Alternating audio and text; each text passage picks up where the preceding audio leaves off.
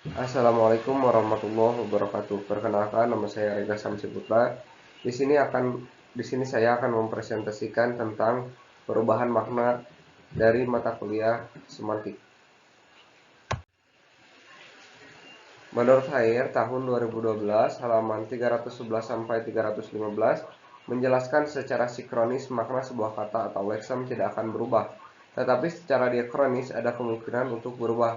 Maksudnya, dalam masa yang relatif singkat, makna sebuah kata akan tetap sama, tidak berubah. Tapi dalam waktu yang relatif lama, ada kemungkinan makna sebuah kata akan berubah. Contohnya, kata sastra yang telah 3 kali mengalami perubahan makna.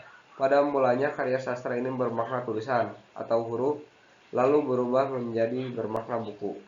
Kemudian berubah lagi menjadi makna buku yang baik dan baik bahasanya. Sekarang, yang disebut karya sastra adalah karya yang bersifat kreatif. Selanjutnya yaitu sebab-sebab perubahan makna. Yang pertama, perkembangan dalam ilmu dan teknologi. Contoh perkembangan ilmu. Pada kata sastra, dari makna tulisan sampai pada makna karya imajinatif. Pandangan baru atau teori barulah akan menyebabkan kata sastra yang tadinya bermakna buku yang baik isinya dan baik bahasanya, berarti menjadi karya yang bersifat imajinatif kreatif. Contoh perkembangan teknologi. Lihat kata berlayar yang pada awalnya bermakna perjalanan di laut atau di air dengan menggunakan perahu atau kapal yang digerakkan tenaga layar. Selanjutnya yaitu perkembangan sosial dan budaya. Contoh perkembangan budaya misalnya kata saudara dalam bahasa Sanskerta bermakna seperut atau satu kandungan. Contoh perubahan sosial. Perubahan sosial kemasyarakatan adalah kata sarjana. Dulu, menurut bahasa Jawa kuno, kata sarjana itu berarti orang pandai atau cendekiawan. Selanjutnya yaitu perbedaan bidang pemakaian. Contoh, dalam bidang pertanian ada kata-kata benih, menuai, panen, menggarap, membajak, menabur, menanam, pupuk, dan hama. Dalam bidang pendidikan formal disebut ada kata-kata murid, guru, ujian, menyalin, menyontek, membaca, dan menghafal. Dalam bidang agama Islam ada kata-kata seperti iman, imam, khotib, azan, halal, haram, subuh, puasa, zakat, dan fitrah. Sedangkan dalam bidang pelayaran ada kata-kata seperti saum, berlabuh, haluan, buritan, nahkoda, palka, pelabuhan, dan jurumudi. Selanjutnya yaitu adanya asosiasi. Contoh menurut Kamus Besar Bahasa Indonesia, arti kata asosiasi adalah perkumpulan orang yang mempunyai kepentingan yang sama. Contoh asosiasi pada kalimat umpamanya peristiwa Madiun. Tentu yang dimaksud adalah peristiwa pemberontakan PKI pada tahun 1948 di Madiun. Kalau guru-guru di Jakarta menyebutkan akan ke Senayan, tentunya maksudnya adalah ke kantor Departemen Pendidikan dan Kebudayaan karena kantor tersebut terletak di Senayan. Jadi di sini misalkan pada kata-kata guru di Jakarta yang akan menyebutkan ke Senayan bermakna bukan ke Senayannya akan tetapi ke kantor Departemen Pendidikan. Selanjutnya yaitu pertukaran tanggapan indera. Contoh, rasa pedas misalnya yang seharusnya ditanggap dengan alat indera perasa pada lidah tertukar menjadi ditanggap oleh alat indera pendengaran seperti tapak ujaran. Kata-katanya cukup pedas. Atau kasar yang harus ditanggap dengan alat indera perasa pada kulit. Ditanggap oleh alat indera penglihatan mata seperti dalam kalimat tingkah lakunya kasar. Keadaan ini, pertukaran alat indera penanggap, biasa disebut dengan istilah sinestesia. Istilah ini berasal dari bahasa Yunani sun yang artinya sama dan aesthetikas artinya tampak. Selanjutnya yaitu perbedaan tanggapan. Dalam norma kehidupan di dalam masyarakat, maka banyak kata yang memiliki nilai rasa yang rendah, kurang menyenangkan. Di samping itu ada juga yang memiliki nilai rasa yang tinggi atau yang mengenakan. Kata-kata yang nilainya merosot menjadi rendah ini lazim disebut peyoratif, sedangkan nilainya baik menjadi tinggi disebut amelioratif. Contoh, Kata bank seperti dalam Bang Dul dianggap peyoratif. Sebaliknya kata bung seperti dalam Bung Karno, Bung Hatta, Bung Gofur dianggap amelioratif. Ciri-ciri yaitu adanya penyingkatan. Contoh dikatakan ayahnya meninggal, tentunya maksud di sini adalah meninggal dunia. Jadi meninggal adalah bentuk singkat dari ungkapan meninggal dunia. Begitu juga dengan kata berpulang, tentu maksudnya adalah berpulang ke rahmatullah. Yang selanjutnya yaitu proses gramatikal. Proses gramatikalisasi merupakan proses perubahan bentuk suatu kata yang juga mempengaruhi makna kata tersebut, seperti afiksasi, reduplikasi, komposisi, atau penggabungan kata akan menyebabkan pula terjadinya perubahan makna.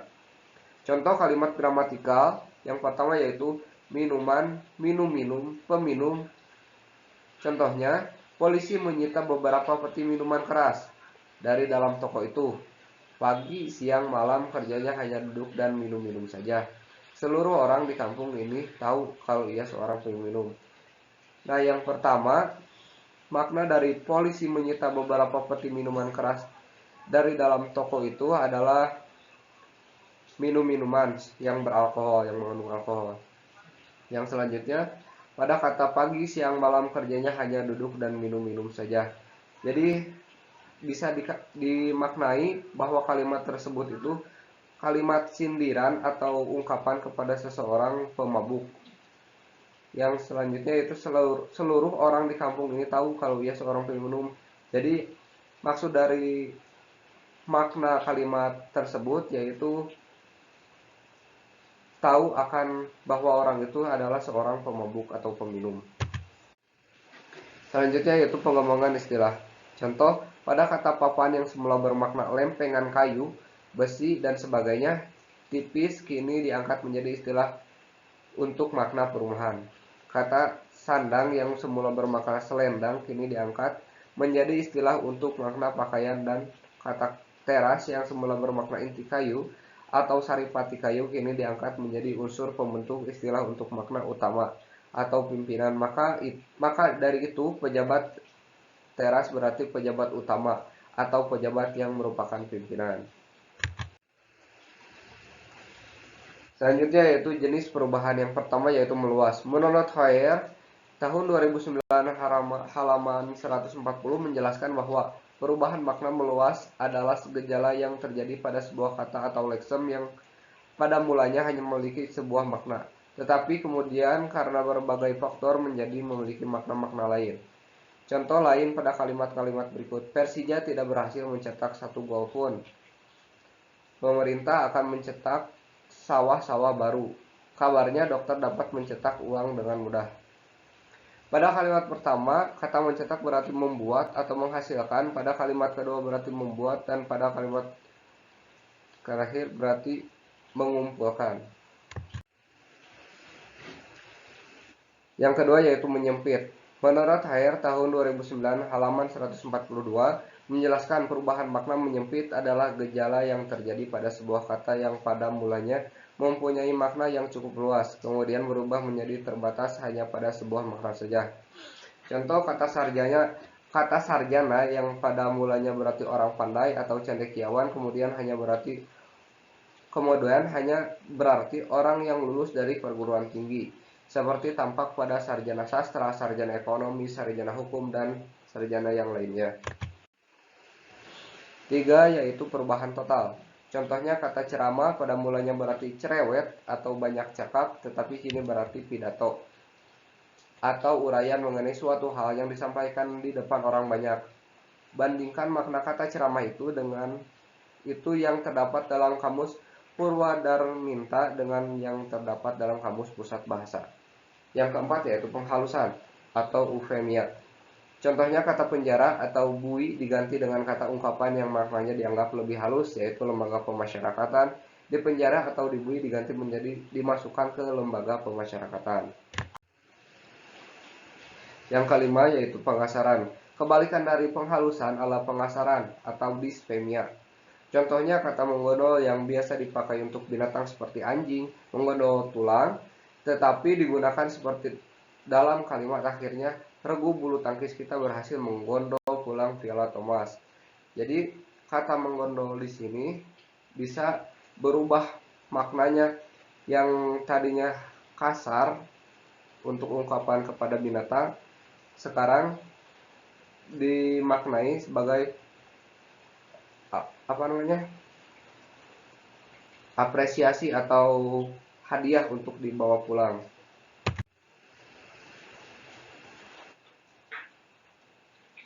Mungkin hanya itu pemaparan presentasi dari saya. Selanjutnya yaitu kesimpulan. Makna sebuah kata secara sinkronis dapat berubah, menyiratkan pula pengertian bahwa tidak setiap kata maknanya harus atau akan berubah secara diakronis. Banyak kata yang maknanya sejak dulu sampai sekarang tidak pernah berubah, malah jumlahnya mungkin lebih banyak daripada yang berubah atau pernah berubah. Ada 7 sebab terjadinya makna dan 3 jenis makna.